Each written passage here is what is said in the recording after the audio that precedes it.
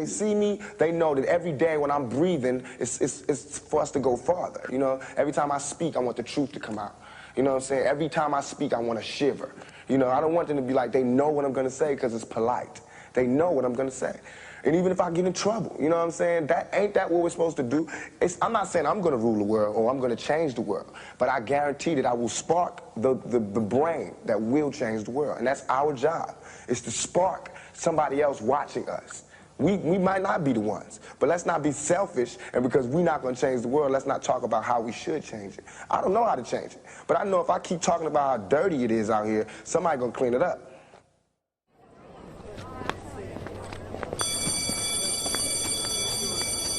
And now he's been promoted. His job, principal. Good evening, everyone. Welcome to the Sneaker Principal Podcast. This is Uche Njoku, and I can't believe it. This is the 50th episode. Those of you who've been following this this journey, this all started last May. Literally the last week in May, after schools had been shut down. We were going through a lot of things with the pandemic, and I was, like, I've shared this honestly, I was going through some level of anxiety, and I was like, you know what, I need something to do that will allow me to engage my colleagues who I can't see right now, and talk about what's going on and talk about what we do. And as a result, you know, one podcast turned into two, and now it's almost a year later. It's actually a new year, and this is podcast number 50. And I want to thank you all who've been rocking with me through this whole entire journey. It's been great, and I'm not even sure where this is all going, but I am passionate about making sure that we're engaging in conversation about what's happening in our community, especially around education and the needs of our families. Do me a great favor, if you're new here, please subscribe, hit the notification bell if you're on YouTube, so that the algorithm pushes this content further out. Not only that, I want to welcome those of you who are watching on different platforms, including Facebook, LinkedIn, if you're on YouTube, of course, and Twitch. So thank you so much for that. So this evening, I am bringing to you someone who, I mean, you already know from the thumbnail for this episode. This is someone that I have been watching, honestly, from the beginning of my career. I became a New York City teacher in 2005, and in 2009, 2010, I was part of a school, Bronx Early College Academy, that moved into the Roberto Clemente building in the South Bronx, and we shared a building with the Eagle Academy for Young Men. And I have to be honest with you, I was kind of wild because I didn't know they even existed. You know, I was still new to the city. I was still trying to get my chops as an educator. At the time, I was a dean, and I was like, wow, here's a school of all young men. And why was that special to me? Because my first high school experience was in Nigeria, and I attended an all-boys military school. And I just remembered just having those flashbacks of that experience and the empowerment and all the things that went well for me there, and how I established myself and my confidence there as a student. And this evening, I have the honor of speaking to the president and CEO of the Eagle Academy Foundation, and he's also was the founding principal of the Eagle Academy for Young Men. This is the first school in a network of innovative all-boys schools in New York City, and I can read through all the information you can find online, but I think it's just best that I bring this gentleman on, and again, I'm so honored to be having this conversation, and I hope it empowers you who are watching to see what the possibilities are for educating not only all of our children, but especially our Black and brown boys. So that being said, I'd like to welcome Mr. David Banks. How you doing, sir? Thank you. Good evening, Brother Uche, and thank you for having me this evening, and to all your listeners who are tuning in. Hope to have a great conversation tonight. Definitely.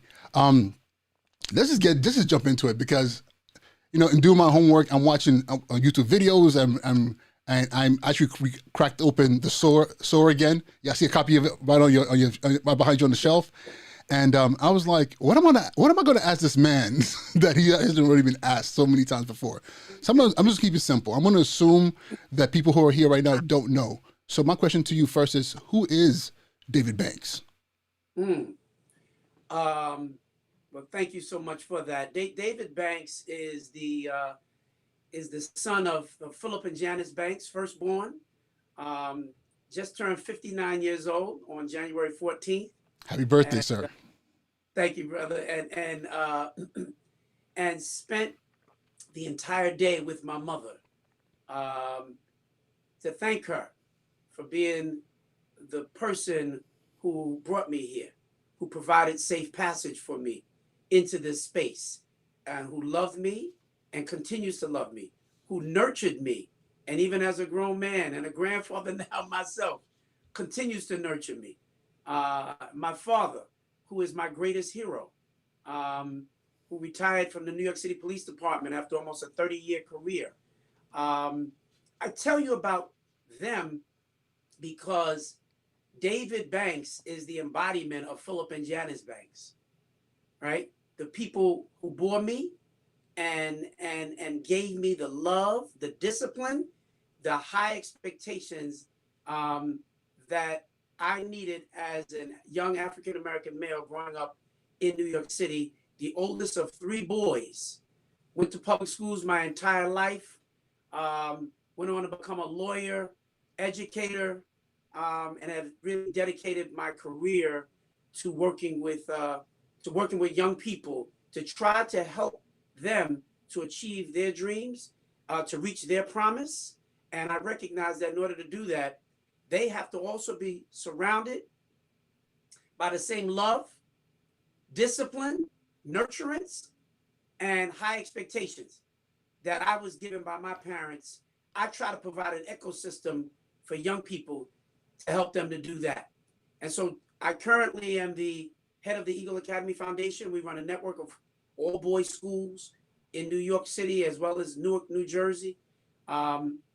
But I think even more broadly than that, I've dedicated my life to helping young people.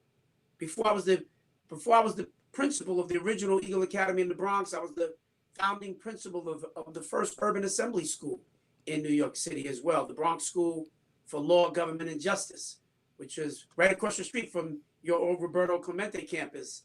And so to me, I recognize that God has placed on me a special blessing, which is to try to help to provide safe passage for as many young people as I possibly can. And that's the work and the space that I've dedicated my life toward. And that's what I do every day. So what is the Eagle Academy for Young Men? So the Eagle Academy for Young Men is, well, let me just say this. The Eagle Academy for Young Men is a school, an all boys traditional public school. It's not a charter school. It's a traditional public school, which started in the Bronx with the first academy. And I was the founding principal of that school. The school was conceived by my organization that I've been part of for many years, 100 Black Men. So in order to understand Eagle, you have to understand who 100 Black Men are. The 100 Black Men is a civic organization of professional Black men that have been around for almost 60 years now in New York City. And in fact, the person who named it the 100 Black Men was the Honorable David Dinkins, God rest his soul, who just recently passed away. He was one of the founders of the organization, along with members of the Tuskegee Airmen and former Congressman Charlie Rangel, just great men from our community who recognized that they needed to be organized to provide a level of leadership for the community. And 100 Black Men was an organization that they created. They did it in response to issues of police brutality against Black women, interestingly enough. And it was their response to that. And since that time, there have been 100 Black Men chapters that have opened up not only across the country, but all over the world. But it started in New York City. And out of all the chapters around the world, the greatest initiative that any of these chapters have created was the New York chapter creating the Eagle Academy for young men as the first all-boys public school in New York City in almost 30 years when we opened our doors in 2004. We subsequently created, and I say we because I've been a long-standing member of the 100 Black Men. We subsequently created the Eagle Academy Foundation as a separate not-for-profit 501c3 that would really help to fundraise and provide all the other supports that the schools would need as we went further. And I say the schools because we literally went from having our original school in the Bronx. We then went to Ocean Hill, Brownsville, and Brooklyn with our second school. We ultimately wound up going to Southeast Queens with our third school. We went to Central Harlem, Newark, New Jersey, Staten Island. And we went to very specific neighborhoods, Uche, because we were responding to a report that Columbia University put out, which said that 75% of the state's prison population were coming from 7 neighborhoods in New York City. You think about that for a minute. The entire state of New York, not only does 75% of its prison population come from New York City alone, but it comes from 7 very specific neighborhoods in New York City. It's the prison pipeline that people write about, we have conversations about, we have conferences and panel discussions, and we talk about the plight of young men of color. But it was made manifest to us through this report. And that's when we decided to do something about it. We had always mentored young people. We had provided scholarships. We had done our civic duty, if you will. But we recognized that we were in the middle of a sure enough battle. And when you recognize that, you got to go above and beyond and do more than you've been doing. And that's what was the impetus for us to create the Eagle Academy for young men. And now we're serving over 3,000 boys. We've graduated over 2,000, sent them to colleges and universities across the country, boys and men. And now we're training schools and school districts across the nation in best practices for engaging young men and helping them to realize their full potential. In reading the book, SOAR, How Boys Learn, Succeed, and Develop Character, that book is, I'll be honest with you, that book has been on my shelf. One of those, I got to dig deep into this. Of course, this gave me a reason to actually really crack it open and highlight and go through it. And the one thing that I read in there that that I have to share this because I was really moved by this, and it linked me back to Ta-Nehisi Coates' book, In Between Worlds, where he talks about safe passage and what boys have to go through and just to get to school. And that was something that I think also you shared about your childhood with Sly sitting on the stoop, in Crown Heights, and right. Just how kids were being picked off and recruited, especially young boys. Yeah. And that stayed in my head, just safe passage, because then you talked about in the book how when onboarding the young men for Eagle Academy, you guys would take them through the neighborhood and say, this is the way you should travel. This is how you need to move in this community, in this community, get to school safe, get home safe as well. And the whole notion of safe passage, it's something that's been resonating in my mind. And a question that I have for you is, how does the notion of safe passage and the tenets that are espoused by Eagle Academy, how does that translate into these times right now with the pandemic, with Black Lives Matter, with what happened last Wednesday, in the Capitol Hill? Because I can tell you this, my students are still struggling with that. My teachers are still struggling with that. So I know this is a heavy question, and I tend to do that a lot. I'm working on it. How does that all pan out for you? How do you look at that? Safe passage is, there's a notion of physical safe passage, but there's also the notion of emotional safe passage. And it is my deep belief that we must attend to the safe passage of all of our children, physically as well as emotionally. So in the book, SOAR, when I talk about how to navigate the streets, you know, for when it's time for you to go home and make your way back home, that's just real talk with young people, particularly with young men who often fall prey to the gangs and the other kind of negative influences in the streets. You know, at Eagle Academy, our young men wear uniforms, but sometimes that's not the safest thing to do when it's time to go home, and you got to navigate your way in some other spaces out there in these streets. And so we have real talk about that, and we help them to understand how to move in that way. And emotionally, which is what so many of them are feeling now, they're feeling less of a physical threat than they are feeling an emotional threat, at least as relates to the riots that we saw at Capitol Hill, just the ongoing craziness that's emanating from Washington and this White House. It's been like a dark cloud together with this pandemic. So how do you provide safe passage? You do it by pulling them close to you. So let me tell you what we've done at Eagle. From the very beginning of this pandemic, we have launched a virtual town hall. Now, town hall is a full-on gathering of all of our young men across our schools. In each of our individual schools, we would have a daily town hall. Before our young men ever step foot into their classroom, they gather as a full-on community so that we can touch and agree with one another. During that town hall, our principal will offer up powerful remarks about just the issues of the day. Our student leaders will talk to the other young brothers about the way in which we need to not only to conduct ourselves, but what are the issues of the day from their perspective that we need to pay attention to.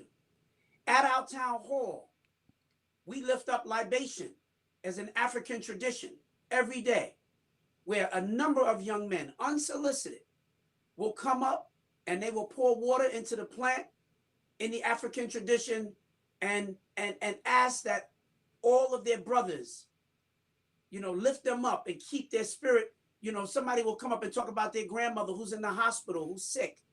And this is the woman who raised me and she's not doing well. And I went to see her. And I just ask that you all keep her in your thoughts and prayers. And together we say, as they pour the water into the pot, into the plant, Ashe, Ashe, Ashe. We are with you, brother. We are together. You are our brother. We are each other's keeper, right? Like that's real and manifest at Eagle.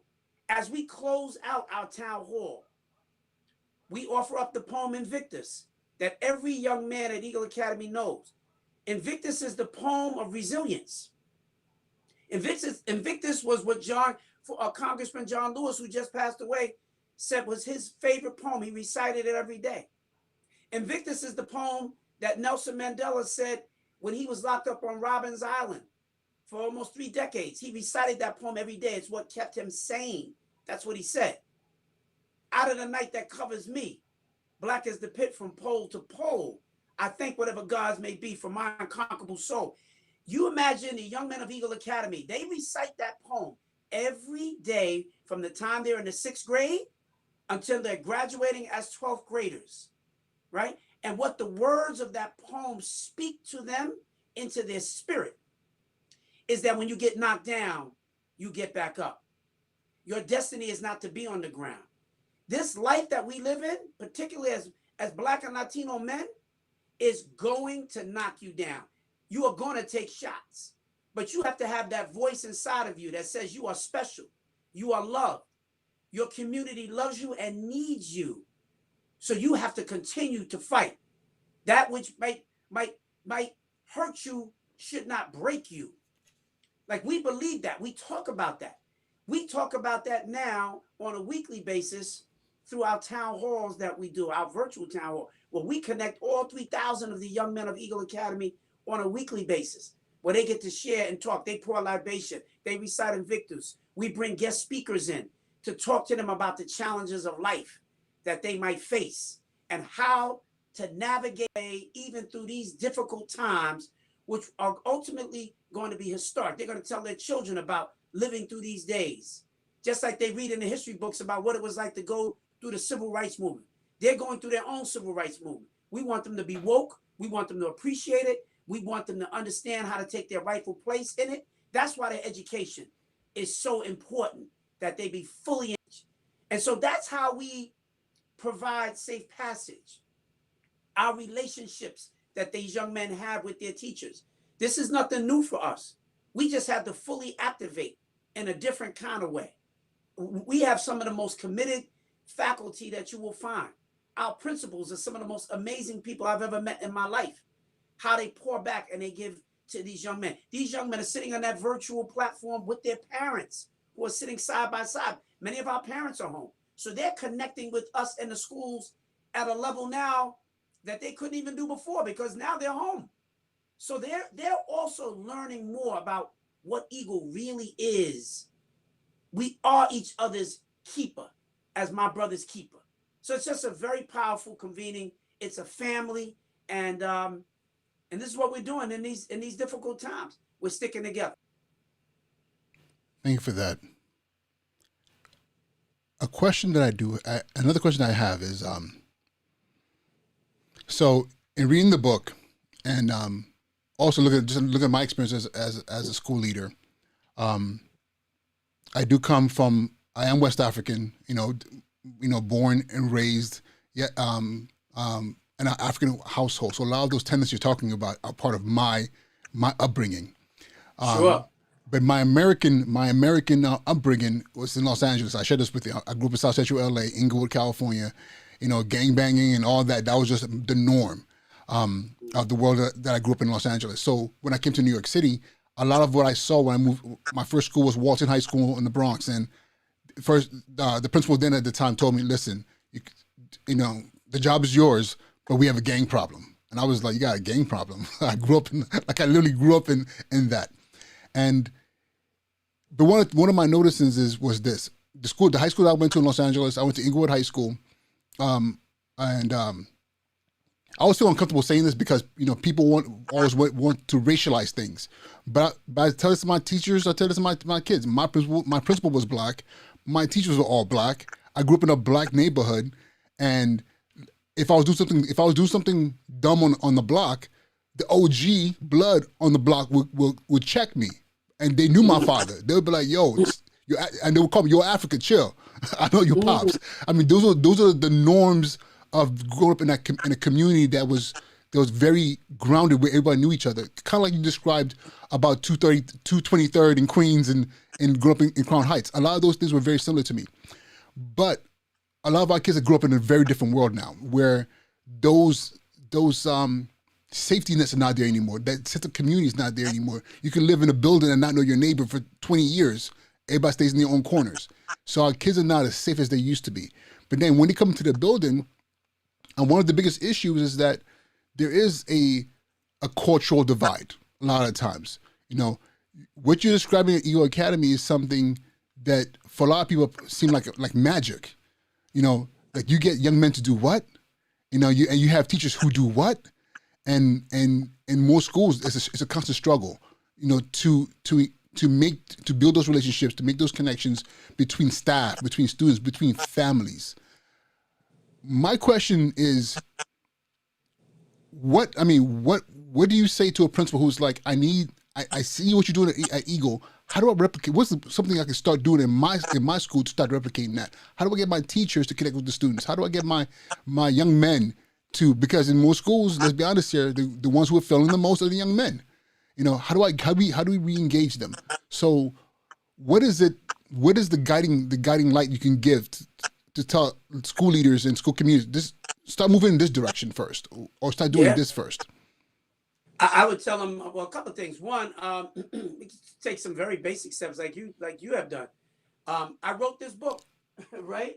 I wrote the book Soar. And I didn't write it to just be, on a bookshelf. There are some serious lessons in this book about how to engage young people, and young men. Born from my experiences that I've had, particularly my experiences at Eagle Academy.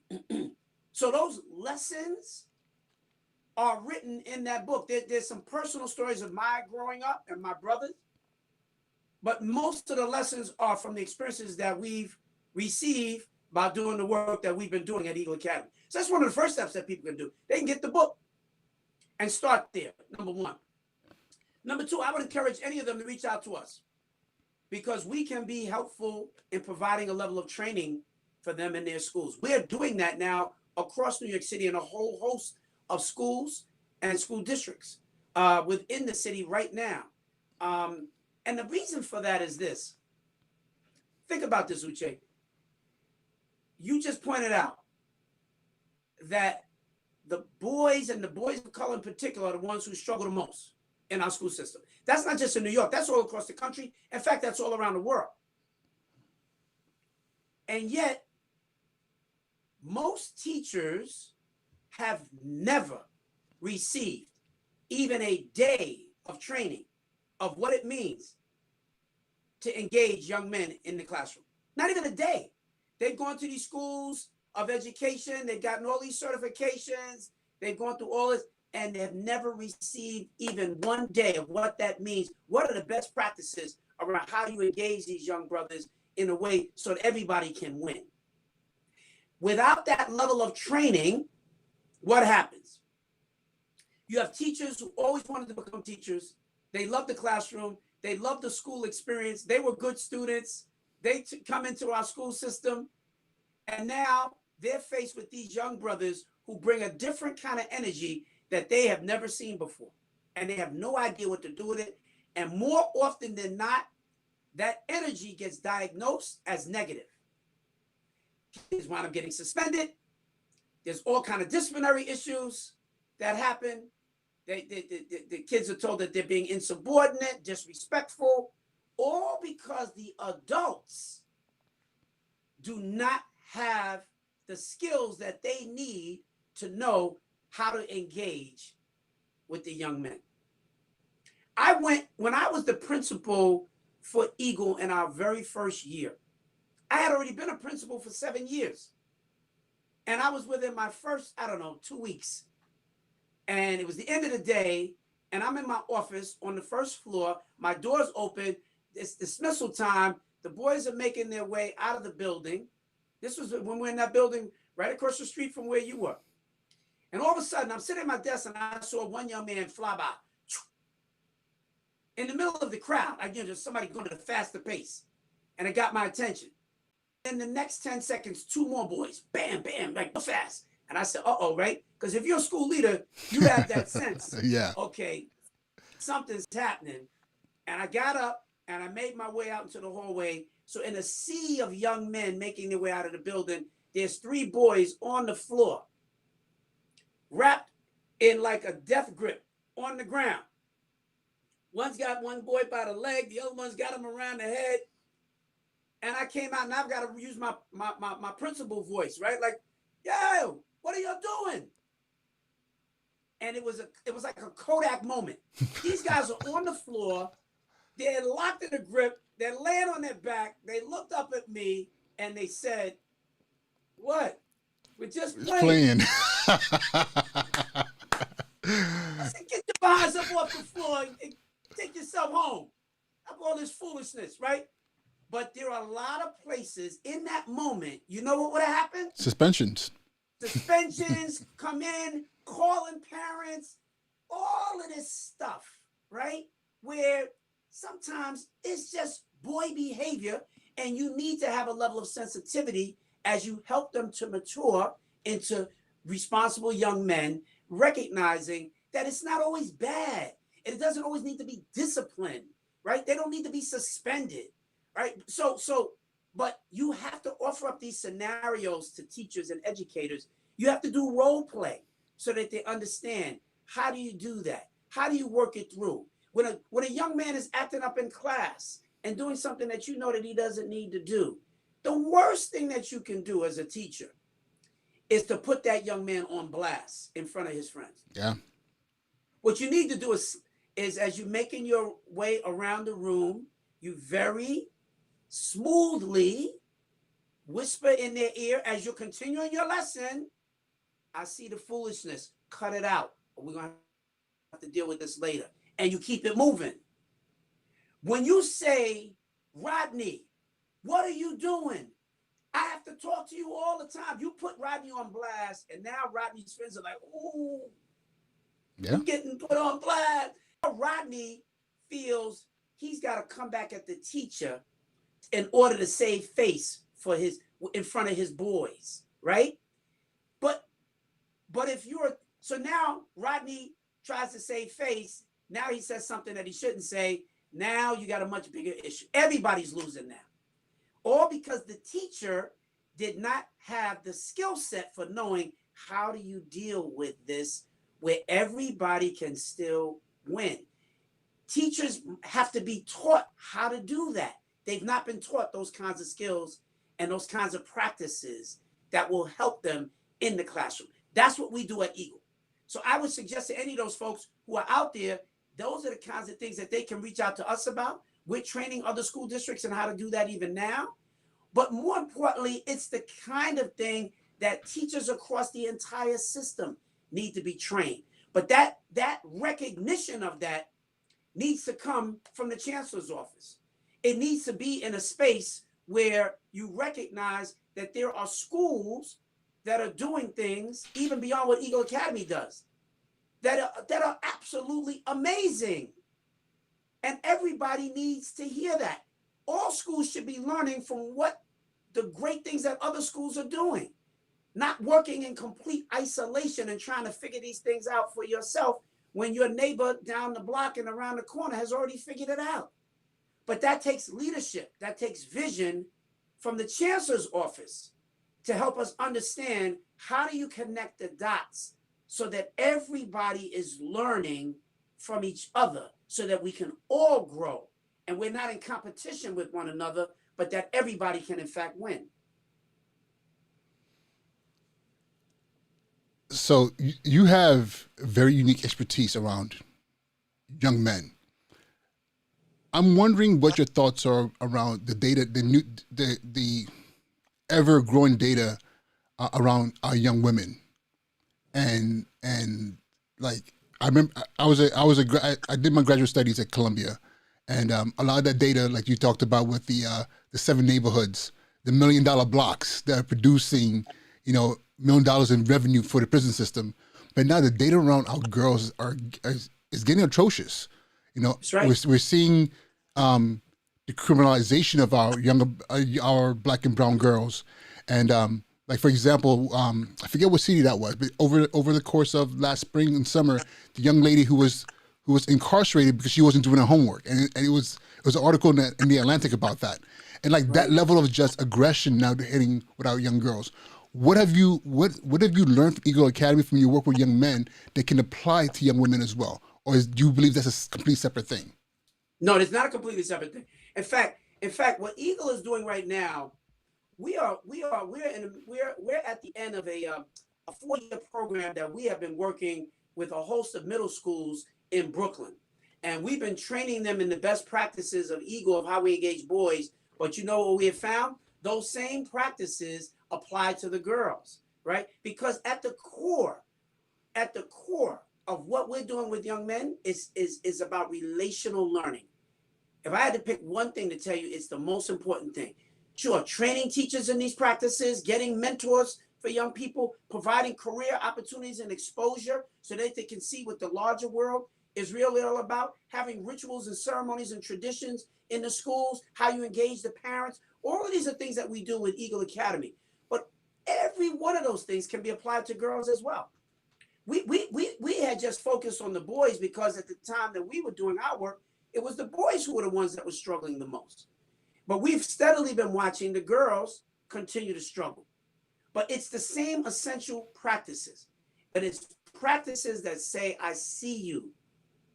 I care about you. We don't have enough of that.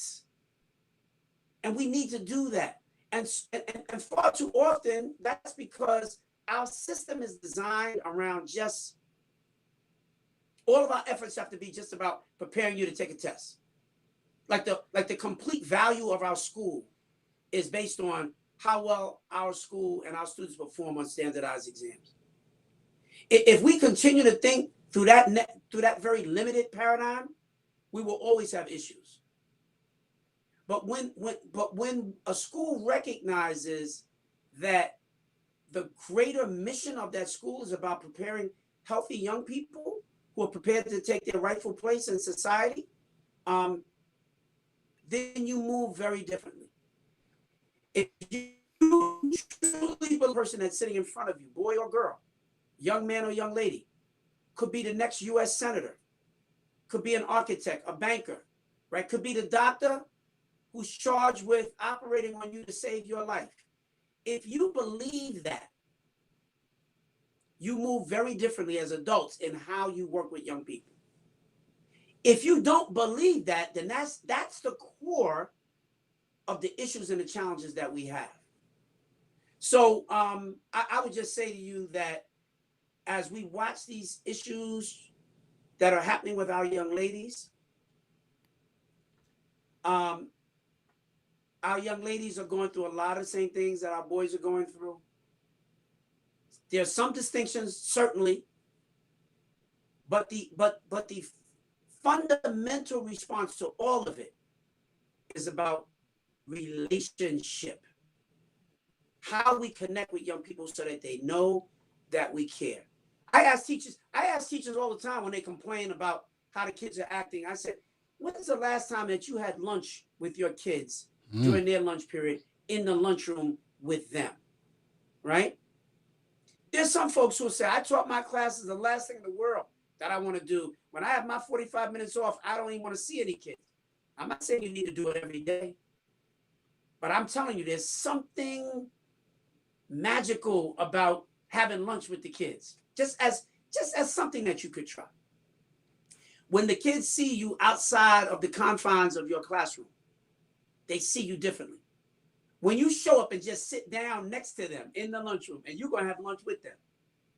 And they're like, what you doing, Miss Wilson? Why are you here? Like, this is the time we're supposed to be with our friends. But in the beginning, they will act like, oh, God, it's just like the parents being around. But do that a few times and see what happens. When I was a young teacher, I was teaching elementary school. And when the school day would be done, I would be heading to my car to go home, and I'd walk out of the school with 3 or 4 other female women teachers from the school, who are good friends of mine. And we walked through the schoolyard as we were heading to our cars.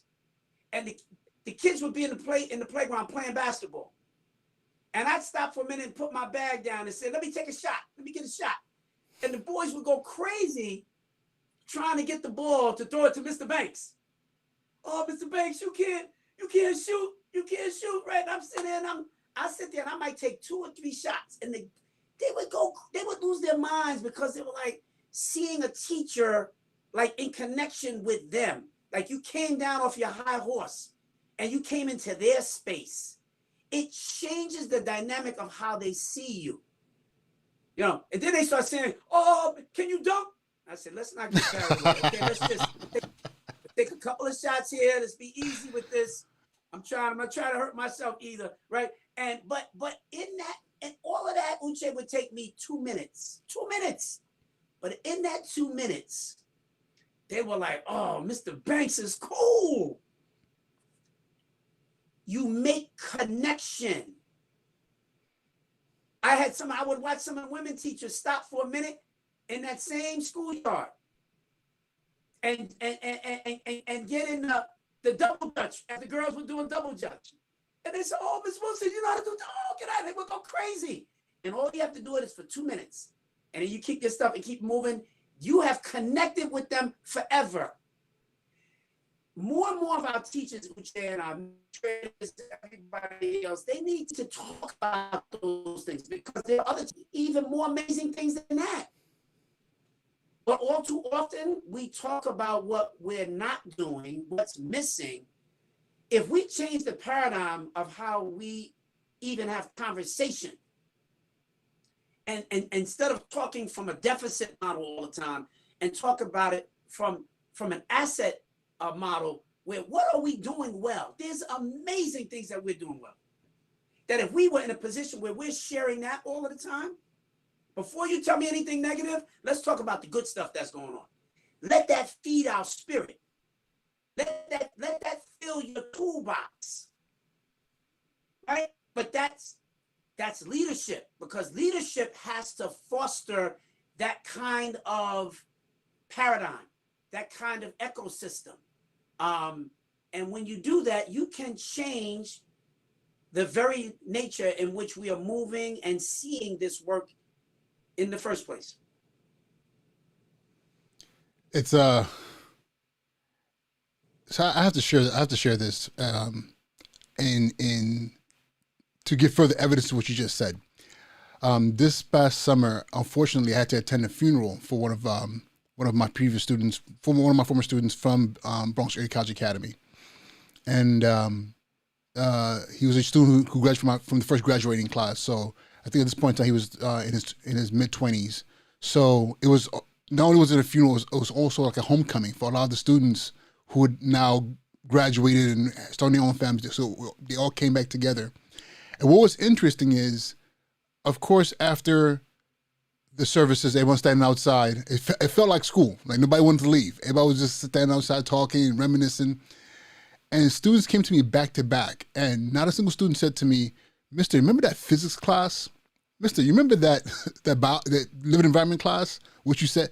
But everybody had something to say about it. You remember that time you told me about this? You remember that time you were doing the Dougie, and you were jacking it up, But they remember those actions, those moments. They're not necessarily instructional, but it was those moments that they held on to that let them know that I cared.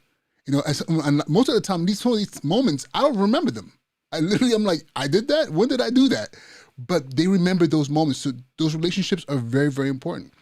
And I push this with my teachers all the time. That kid who's giving the hardest time, find out about them, get to know them, and you will be shocked, how willing and open they can be about who they are, and then it gives you a whole new perspective on not only on them, on all the other students in the classroom. So that is very, very powerful. And we just lost Mr. Banks here. Hopefully he'll call back in. For right now, let me go back to.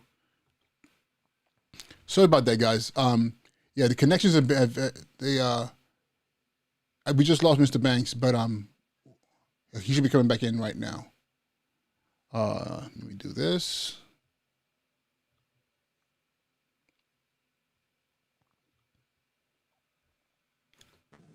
Sorry about that. We lost you for a second there. Yep, that's all right. I Yeah. understand. It's technology. Yep. Yeah, unfortunately, but so as I was saying, like what you were saying about those relationships are very, very important. Again, none of my students mentioned, or not even once, about class or the lecture that I had or that quiz, but they always remembered those conversations, those moments that we spent together, those field trips. The times we were on the bus going to a track meet and we were talking about our families. Those are the things they remember. And humanizing yourself as an educator, as a teacher, as a member of the community, as an elder, is powerful, because all of a sudden now they buy into the communal belief that they can be successful, because this person who cares about them is telling them that they could be successful. So that's something that is number one on my list, definitely. That's right, brother. And the thing that people have to get is that when you get that part, you can teach them. Yeah. Right? Like now they are ready to work hard because they know that you care, right? If children don't think you care, then they don't care what you think, right? And so that's that we do that, and that we recognize that it's not just feel good stuff. You'll have the narrative out there about, listen, just make sure the kids know how to read and write and can perform academically. We don't care about all of this touchy-feely, making kids just feel good about themselves. But if children don't feel good about themselves, they're not going to perform academically. So it starts with that. It starts with connection. Once you have that, now it's like, let's go. We got a lot that we're going to teach you, and you're going to learn, and they'll be ready to soak it up. But they're not going to make that next step if they don't think that you even give a damn about who they are. Very true. Very true.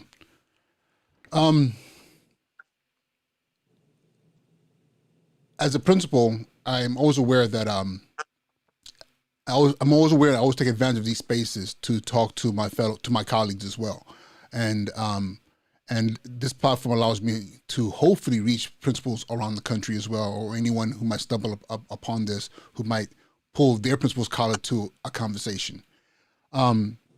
You as a longstanding principal, a school leader, and then a system leader as well, talk to principals. You know, what is it that we should be doing? What are our blind spots right now as far as our role in 2021 with everything happening, but especially for our young men as well, because the school to prison pipeline doesn't seem to be slowing down, you know. And I know New York City has done a tremendous amount of work. Kenyatta, you know, is doing great work in his role, you know, as far as pushing us to think about what is it that we're doing around suspensions and how we're looking at our students, especially our young men. But from your perspective, what is it that you would want us to keep aware of in our leadership practices as far as really moving our communities forward? I think the most important position in schools is who that role of principal is critical. I mean, certainly your teachers have to be amazing and dedicated, right? I'm not trying to separate the two, but what I'm offering up the role of principal is because I've always saw principal as the keeper of the gate. Like who do you even allow in to be a teacher in that school?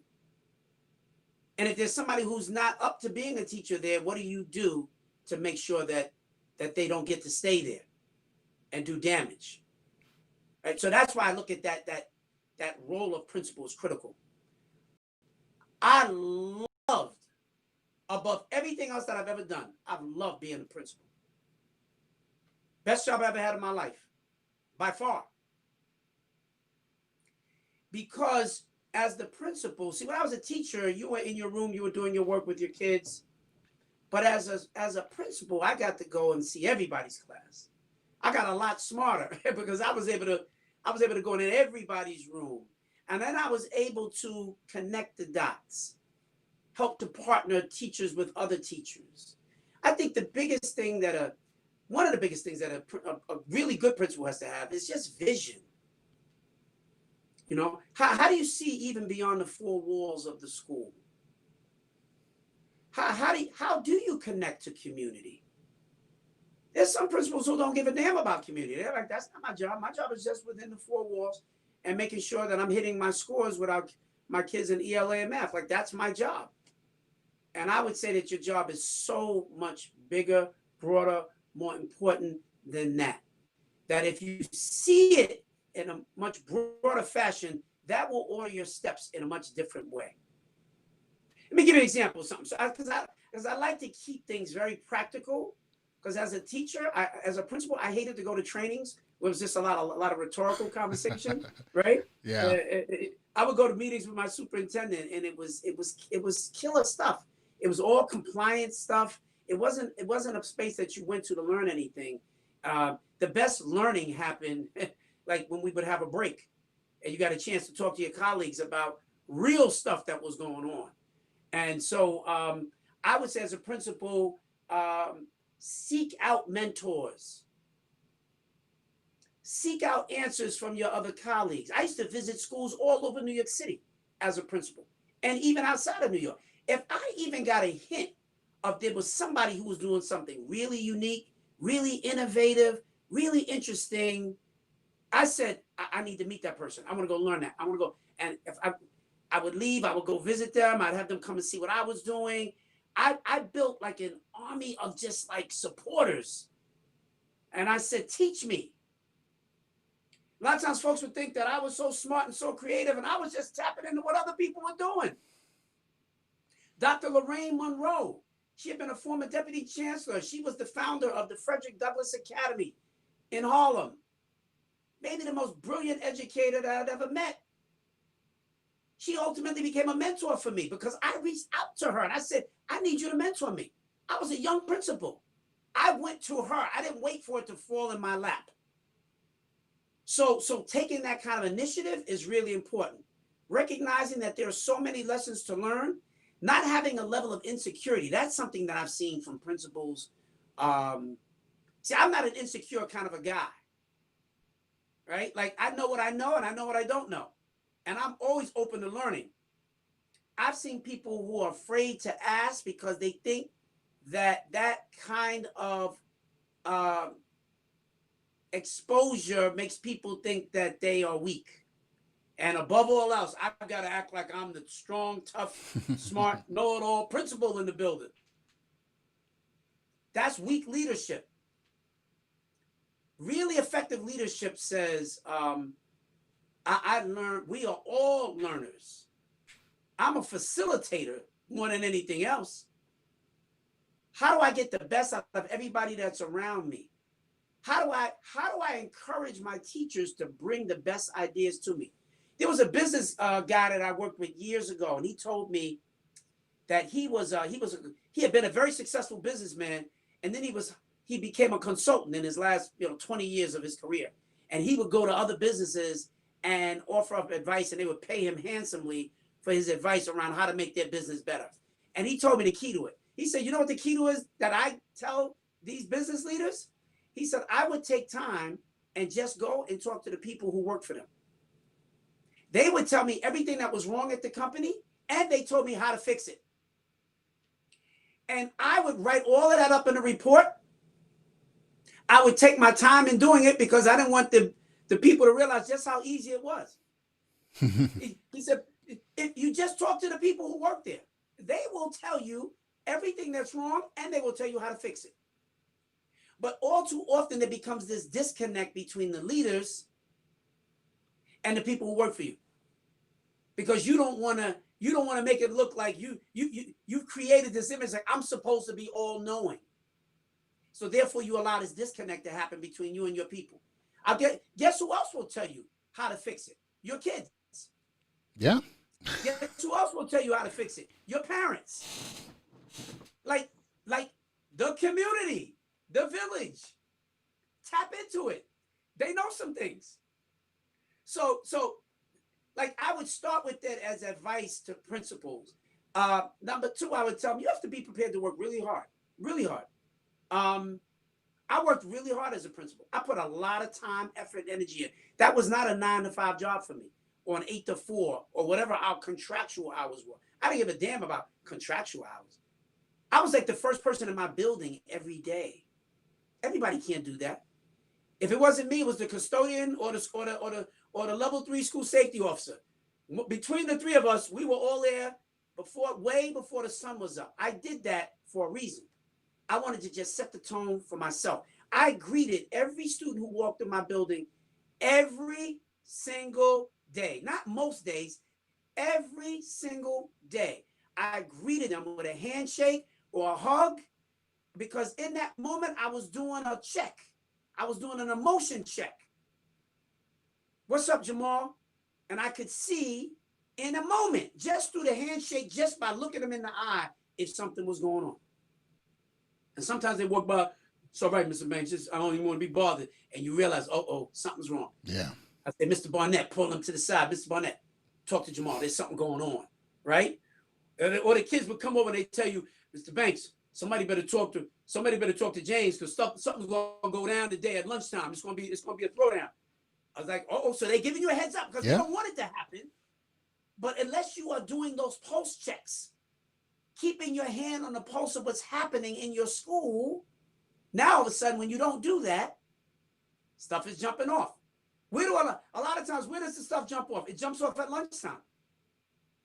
So I would have lunch with the kids almost every day. And if it wasn't me, one of the assistant principals, somebody, because if you could keep a check on it there, Guess what? Now I don't have to have all these meetings with parents, and I got to notify the superintendent's office and all of the paperwork. I stayed in front of the curve. I prided myself on that. I live by something that I call management by walking around. If you were ever looking for Mr. Banks, the last place you would find him, nine times out of 10, would be in my office. And you didn't have to look far because I was everywhere. I was in the gym. I was in the classes. Every time when that bell rang and everybody was in the hall, I'm in the halls. I didn't leave it to my deans and APs. Yeah, they were there too. But everybody knew Mr. Banks is here. I'm here. You're going to see me. You don't have to go searching for me. I'm not the principal that hides in his office and tells everybody they have to make an appointment to see me. It was a completely open door policy. And because I kept my issues to a minimum, my mind and my time was free for innovation and doing new and wonderful things that we could try, because I was not bogged down every day with discipline and fights. I was so far ahead of the curve of that, it wasn't even funny. That's how I led. If I had a fight or something at school, I considered that my personal failure. So I was on roller skates. If people would come and visit me, they were like, how do you maintain this pace? I would do staff meetings, Uche, in the hallway. Kids were in the classroom. I had all the rules set up in terms of how people shouldn't have been allowed in and out of the rooms. My hallway should be pretty quiet right now. So guess what? We pulled 4, 5, 6 chairs out. And now I'm having a meeting with my guidance counselors, whomever. I didn't do those meetings in my office. I did them in the hallway. Because you know what I was able to do? I was demonstrating to the rest of my faculty that I'm always going to be out and present. And number 2, meeting in the hallway gave me a chance to make sure I'm seeing that the rules and regulations that we put in place were actually manifesting themselves. You don't see that if you're hiding in your office. And if you really are running your school the way that you should be, guess what? You can actually have meetings in the hallway. Now, you may not be able to do that on day one, but that's what you're working toward. But that's what I mean when I say leadership. That's time, effort, energy. Popping in on the rooms. I wanted to be ahead of the curve, not behind the curve. Miss Williams, how we doing? We're good? We have an issue with Jamal like we did yesterday? Nope, Jamal is fine. No problems. I will let you know, Mr. Banks. And I'm looking at Jamal. Jamal, don't let me have to come in here. And the kids are cracking up. Oh, he's like, come on, Mr. Banks. Right? So you got to laugh and joke with him. You got to have fun with him. They got to know that you love them. And when you do that and you set that as your tone as the head of the school, then it's easier for that to flow with everybody else. And then when you have that teacher that's lazy, that doesn't want to work hard, they stand out like a sore thumb. And they can't exist in a place like that where everybody else is busting their tail and loving the kids and working hard and staying after school and doing the extra tutoring. Like, when that's the culture that you create, it's hard for the lazy person to stand. They stand out like a sore thumb. And after a while, they realize, yeah, this is not the place for me. I got to go someplace else where it's easy to just do the basic stuff and then go home. And every teacher is not going to give you 1,000%, right? But at the very least, do your job, do the best that you can with what you got, and we'll take it from there. That's how I led. That's what I believe. It drives me crazy when I see schools that are out of control, because I realize that's a failure of leadership. Yeah. When a school is out of control. Absolutely. I agree with you with that 100% with that.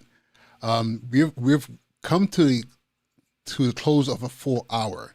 So I just want to really quickly put it out there. If anyone is watching, anyone has any questions, please drop it in the chat. There's been a lot of commentary in the chat if you have any questions. Right now, the clubhouse room is empty. So if there's any questions in the chat, please put it on the screen so I can share that with Mr. Banks. I have one more question, and this is for our families.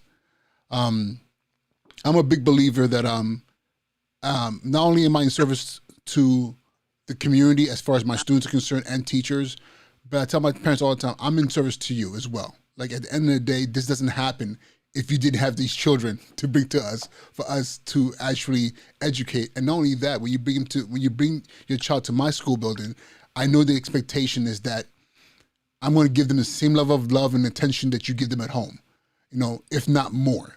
So my question to you is, what words do you have? And I saw a lot of this in the book, to those parents who are struggling with their boys, who are on the verge of saying, especially right now with the pandemic, this has been an ongoing thing, more so with boys than the girls. I don't know what to do anymore. He doesn't want to do the work. My family's telling me to just wash my hands of him. Like people are going through it right now, and a lot of young men, they don't know what's up or down, left or right.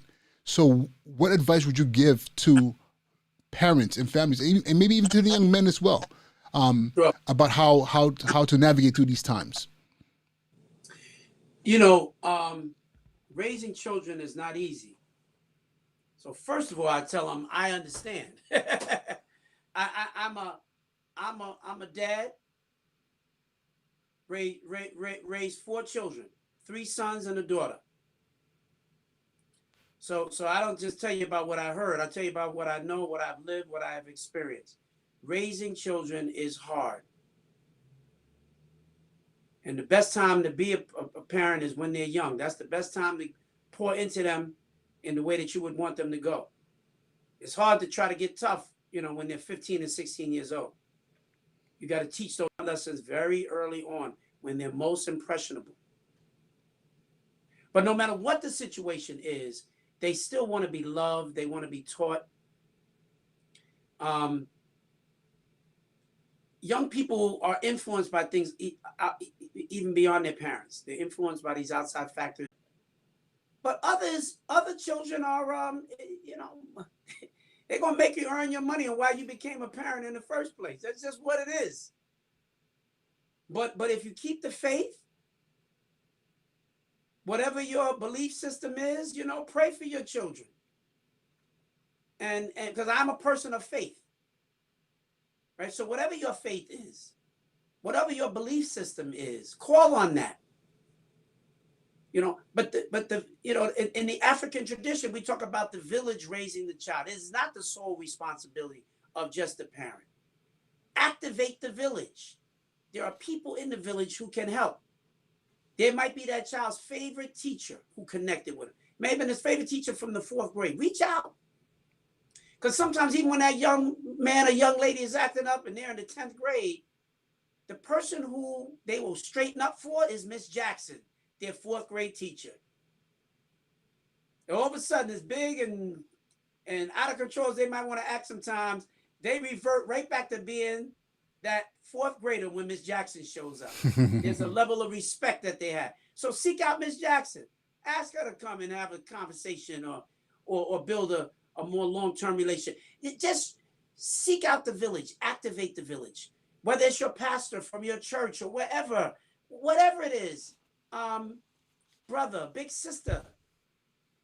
That's what I say. There are people there to help. But don't give up. Don't ever give up. Amen to that. Amen to that. I want to thank you so much for just making this time out, especially the fact that I do the show at 10 o'clock on a Saturday night. So I know I know that this is for a lot of podcasts, it's highly unusual.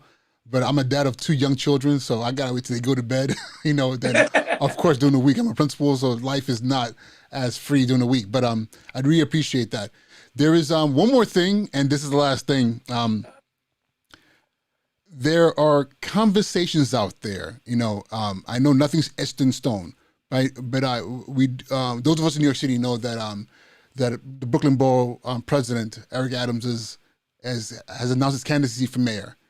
And it was kind of out there in the atmosphere that he had said that his choice for chancellor, if that ever happened, would be you. How do you feel about that? And I know, listen, I'm not trying to put you on the spot. It's just my curiosity. So guys, if you're listening, it's not me trying to like sell on Mr. Banks being chancellor. But I'm just curious because I think that's something that is worth me asking. Well, I appreciate you asking. Listen, I think any of us who have demonstrated a level of excellence in our roles in our schools, particularly as administrators, somebody has said to you, "You're gonna be the chancellor one day." Right? I mean, if you're a good principal in your school and your folks love you, and they say one day you're gonna be the chancellor. So there are a lot of us that have heard that.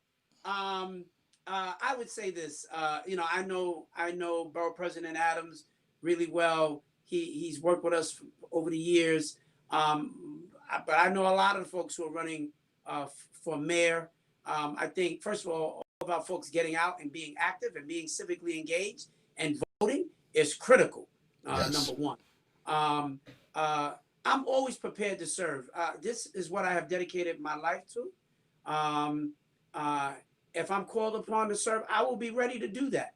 And if that is being chancellor or being whatever role it might take to be of service to our people, is something that is, for me, I feel like I've been blessed to be here and called to do. And so we will see how things play out in the future. I would just suggest to your audience also that they take a look at the most recent documentary that has come out about our work. It's called The Infamous Future, and it is airing now on HBO Max. So if you have access to HBO Max, look for the film. It came out on January 1st. It's called The Infamous Future, and it is the story of the Eagle Academy and the work that we're doing. It's being seen now by people all across the country. We've heard from folks all across the nation around this work. It's a pretty inspirational film. There's a brother who is from London, John Campbell, who was working on a film about educational reform in America, and then came and saw what we were doing at Eagle and threw away his film and made his entire film about the work that we're doing. So we've been very blessed and fortunate to be in this space. Really thrilled. Encourage people to check it out. We will see what happens. The entire New York City is going to turn over this coming June. We're going to have borough presidents, new borough presidents. 75% of the city council is going to be brand new. So it's an exciting time as we get ready for the resurgence of New York City, as we've come through some very, very dark times. But the best is yet to come. And we're going to need all of us to be ready for our children, for our families, for our communities, for our city, to bring the best that we have to bring. And I'll be ready to do whatever I need to do with that as well. So thank you, Brother Uche. I appreciate you having me on. Thank you so much. Thank you so much. I really appreciate you. If you could just hold on a second before you hang up and wrap up the show. I just want to chat with you for a quick second. So I'm going to go ahead and mute your mic for right now and switch over. So let me go ahead and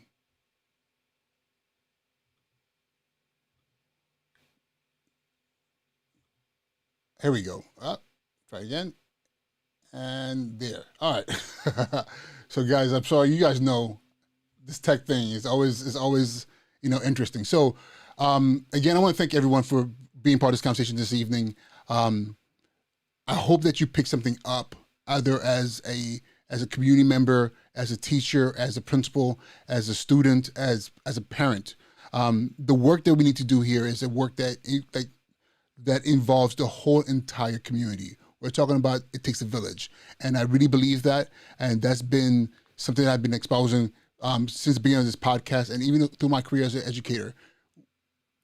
Our children don't succeed if we're not all hands in the pot on some level. We all have to bring our expertise to really push them forward. So I really hope that this evening was one that was highly informational. The other thing too is this. Engage your school communities. I know it's not always the easiest thing to do. I know not every school has an open door policy, but as a teacher, as a student, as a community member, as a principal, is on us to engage each other in these conversations. Nothing changes if we're not talking to each other. If we keep waiting for Superman, if anyone who's ever seen that documentary, keep waiting for Superman, Superman is not coming. The Superman is actually Supermen and women who are in the community, who are focused on making sure that our children are getting the best possible product, an education that allows them to conquer in the real world as adults. So again, I want to thank you so much for the time that you afforded me this evening. Please remember to subscribe, pass this around, let everybody know what we're doing here. And again, I'll see you guys next Saturday, 10 o'clock for the Sneaky Principal Podcast. Thank you so much.